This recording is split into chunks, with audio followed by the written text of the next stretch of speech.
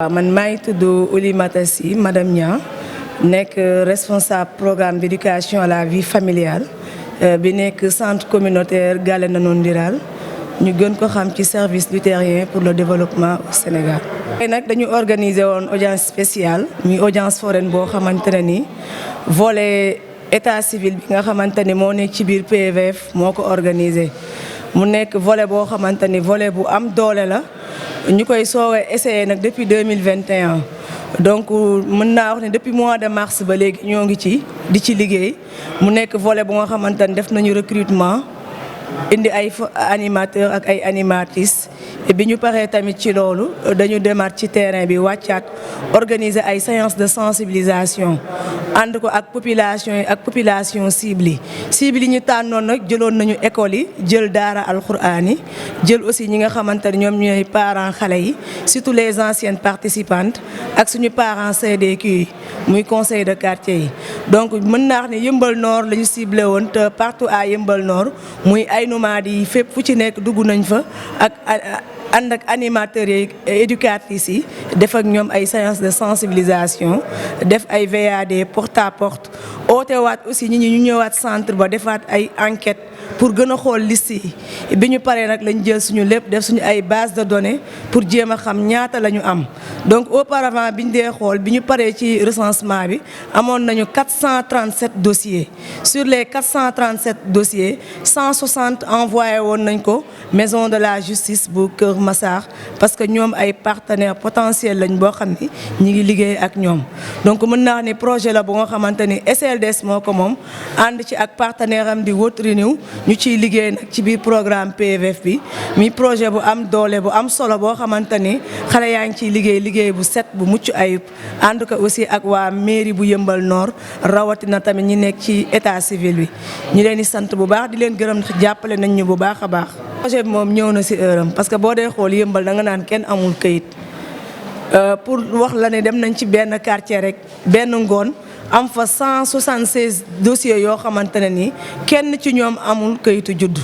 kon dafa nekk loo xamante ne ni Yeumbeul war nañ cee bénéficier wu balaa ñuy gën a yaatal pour que doomu Yeumbeul yëpp ñu jàppale leen ba ñu mën a am kayit ndaxte tey ñu ci bëri amuñu kayit ndax ñàkk xam moo tax ñenn ñi aussi sàggan moo tax seen doom amul kayit donc foog naa doomu Yeumbeul war nañ leen gën a mën a sensibiliser bu baax ba ñu mën a xam fan la ñuy war a jaar. ak kan moo leen war a mën a may kayit ba ñu tegu ci yoon ba ku ci nekk ëllëg sa doom bu juddoo nga teel ko déclarer mu am kayit. maa ngi tudd Philippe Badji directeur du service luthérien pour le développement au Sénégal mi nga xam ne tey programme d'éducation à la vie familiale PVF mooy organiser benn audience spéciale pour xale yi nga xam ne ñu amul kayitu juddu. donc PVF dafa nekk programme SLDS bi logé centre communautaire Galle Nanondiral bu benn barak. ñu ngi bëgg comme encore remercier le président du tribunal de Pikine bi nga xam ne moo ñu may audience spéciale pour xale yi nga xam ne commencé woon nañu liggéey ak ñoom ak seen waajur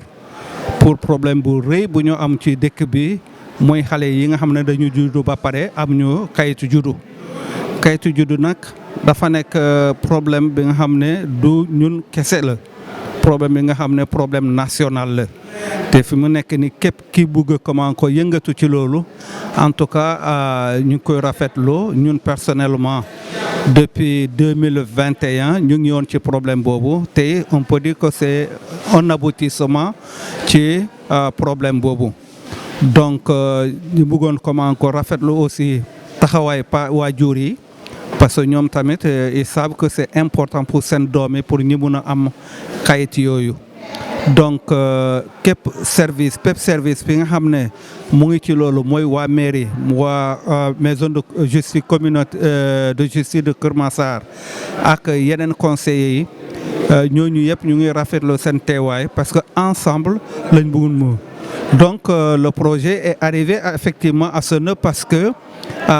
déjà dafa am yeneen xale yi nga xam ne defoon nañ ko audience bi passé ay élèves lañu te ñooñu ba tey amuñu woon ay kayit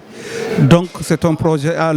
qui est arrivé à ce nœud mais qui ne doit pas s'arrêter parce que dans les services on s'est rendu compte sur le terrain que problème ñun benn quartier xëy na peut-être rek la ñu jël ci commune de Yeumbeul Nord mais presque quartier yëpp dañu am problème boobu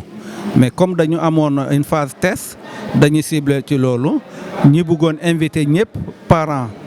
bajeen gox service décentralisé nañu booloo seen doole pour ñu mën a comment encore aider à résoudre ce problème bi nga xam ne c'est très crucial. Au-delà du programme d'éducation à la vie familiale dont le volet état civil est juste un aspect de son activité, il y a aussi la santé de la reproduction, il y a aussi un autre volet qu'on appelle leadership féminin yi nga xam ne dañuy jàppale jigéen ñi pour ñu gën a am doole ñu am ñu xam fa la ñu war a dem sa suñu amee ay difficulté mooy difficulté de financement difficulté ci comment encore li ñu war a yore seen dundin ainsi de suite mais aussi pour fa la ñu war a comment ko joytu seen doléance yi pour que au moins ñi mun leen déglu parce que am na ay questions spécifiques yi nga xam ne ci jigéen ñi lañ ko jàkkoonte donc yooyu yëpp dañ ko amee en plus de ça centre bi c'est plus grand que ça parce que am nañu benn école c'est le complexe scolaire Nanodiral